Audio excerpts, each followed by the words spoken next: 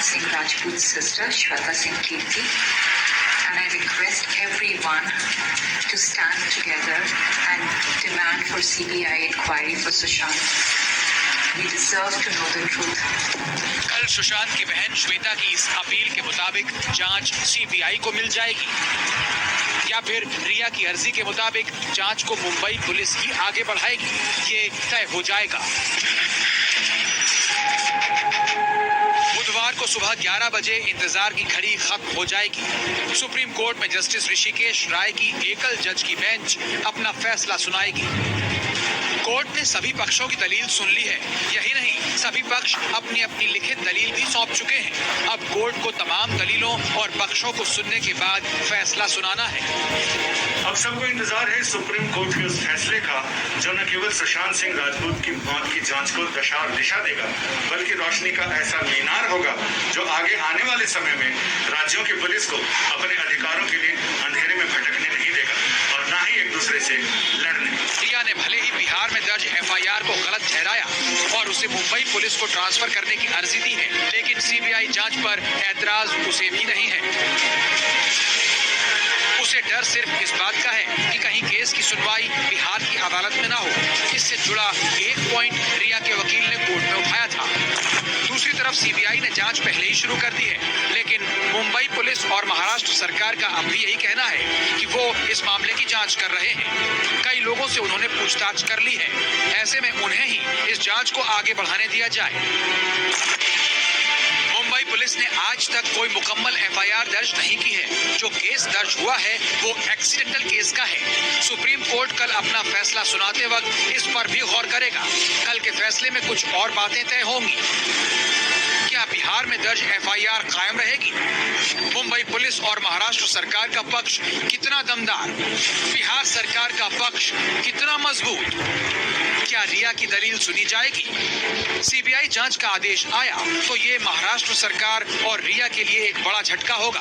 वहीं इसके उलट फैसला बिहार सरकार पर सवाल खड़ा कर देगा, क्योंकि मुंबई में हुए मामले की एफआईआर बिहार में दर्ज होने पर अधिकार क्षेत्र का सवाल उठा है।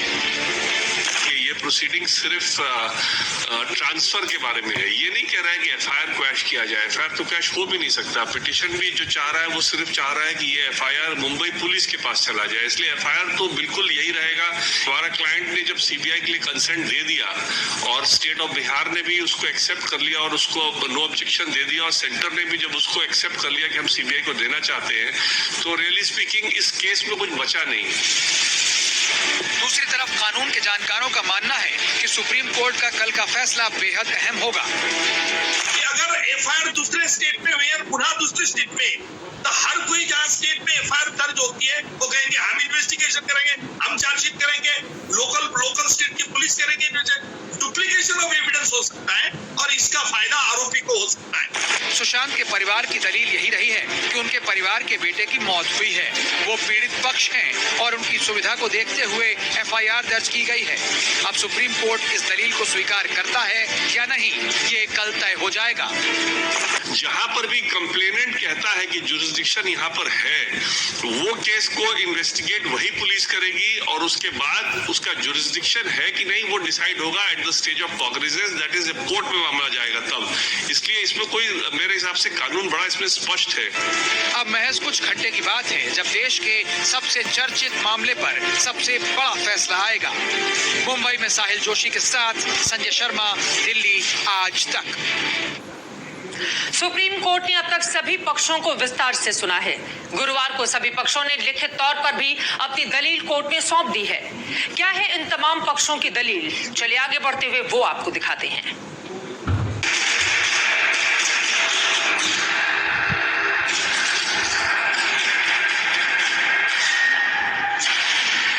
सुप्रीम कोर्ट में कल ये तय होना है कि सुशांत केस की जांच सीबीआई करेगी या कोर्ट रिया की अपील को मानते हुए मुंबई पुलिस को ही जांच करने देगी। गुरुवार को सभी पक्षों ने अपना लिखित हलफनामा दाखिल कर दिया था। महाराष्ट्र सरकार ने कहा था कि बिहार सरकार और सुशांत के पिता के सिंह के दावे और दलील निराधार है। जांच का अधिकार मुंबई पुलिस को ही है। इस मामले को राजनीतिक कारणों से तूल दिया गया है। पटना में दर्ज एफआईआर दुर्भाग्यपूर्ण है। दूसरी तरफ केंद्र ने सीबीआई की ओर से सुप्रीम कोर्ट में दाखिल जवाब में कहा था, मुंबई पुलिस ने 56 गवाहों के बयान किसी कानून के तहत दर्ज नहीं किए हैं। मुंबई में कोई केस दर्ज नहीं है, इसलिए जांच वहां ट्रांसफर करने का सवाल ही नहीं है। सुप्रीम कोर्ट को सीबीआई और ईडी को जांच जारी रखने देना चाहिए। बिहार सरकार ने अपने हलफनामे में कहा है कि सुशांत की संदिग्ध हालातों में मौत पर एकमात्र एफआईआर पटना में ही दर्ज की गई है और चूंकि अब सीबीआई ने पटना पुलिस से जांच अपने हाथ में ले लिया है, इसलिए रिया चक्रवर्ती की इस अपील का कोई मतलब नहीं है कि एफआईआर मुंबई को ट्रांसफर किया जाए। मुंबई पुलिस ने इस केस में कोई एफआईआर दर्ज नहीं की है। सुशांत के पिता ने अपने हलफनामे में कहा है कि महाराष्ट्र सरकार ने अभी तक इस मामले में एफआईआर दर्ज नहीं की है। इस मामले में बिहार पुलिस का ही अधिकार क्षेत्र है। बिहार पुलिस ने ही सबसे पहले एफआईआर दर्ज की है। वहीं रिया चक्रवर्ती ने सुप्रीम कोर्ट में कहा है, बिना अधिकार क्षेत्र के बिहार सरकार ने सीबीआई को केस ट्रांसफर कर दिया। इस मामले में उनके खिलाफ कोई सबूत नहीं है। सुशांत के पिता ने आधारहीन आरोप लगाए हैं। जहाँ तक रिया की बात है तो सीबीआई जांच को लेकर उसका रुख बार बार बदलता रहा है। हालांकि सुप्रीम कोर्ट की निगरानी में वो सीबीआई जांच पर राजी है। रिया चक्रवर्ती के तरफ से भी अपना रिटर्न सबमिशन दाखिल किया गया। उस रिटर्न सबमिशन में उन्होंने तीसरी बार सुप्रीम कोर्ट के सामने मान लिया है कि ये मामला तो सीबीआई को जाना चाहिए। चूंकि पिटिशनर वही है, स्टेट ऑफ महाराष्ट्र तो पिटिशनर नहीं है, तो इसलिए उन्होंने जो मान लिया है तो फिर ये मामला सीबीआई को जाएगा ही। इनफैक्ट ऑलरेडी जा चुका है। सीबीआई ने इन्वेस्टिगेशन भी स्टार्ट कर दी है। सवाल उठता है कि आखिर महाराष्ट्र सरकार और मुंबई पुलिस सीबीआई जांच का विरोध अब तक क्यों करती रही है। देश भर से मांग हो रही है मामला सीबीआई को सौंपा जाए। महाराष्ट्र सरकार उसमें भी अड़िंगा डाल रही है। महाराष्ट्र सरकार किस चीज की राह देख रही है? सबूत मिटने की या मिटाने की? कौन से बड़े लोग हैं जिन्हें महाराष्ट्र सरकार बचाने का प्रयास कर रही है? दरअसल इस केस में आदित्य ठाकरे का नाम आया था, लेकिन उन्होंने सफाई दे दी है कि उनकी कोई भूमिका नहीं है। इसके बावजूद सुप्रीम कोर्ट में भी ये मुद्दा उठाया गया। यही नहीं, सुशांत के परिवार पर भी कीचड़ उछाला गया। सुशांत सिंह राजपूत के पिता पर 2 शादी का बयान देने वाले संजय राउत ने अब परिवार को इंसाफ के लिए शांत रहने की नसीहत दे दी है। जब तक मुंबई पुलिस का जांच पूरी नहीं, सभी राजनीतिक दल, हमारे विरोधी, परिवार के लोग, अब मुझे लगता है कि समय आ रहा है कि मुंबई पुलिस की जांच पूरी हो जाए। इससे पहले महाराष्ट्र सरकार की शिकायत थी कि सुशांत के पिता ने किसी पर संदेह नहीं जताया, पर अब जब वो इंसाफ मांग रहे हैं तो उन्हें शांत रहने को कहा जा रहा है। आज तक ब्यूरो।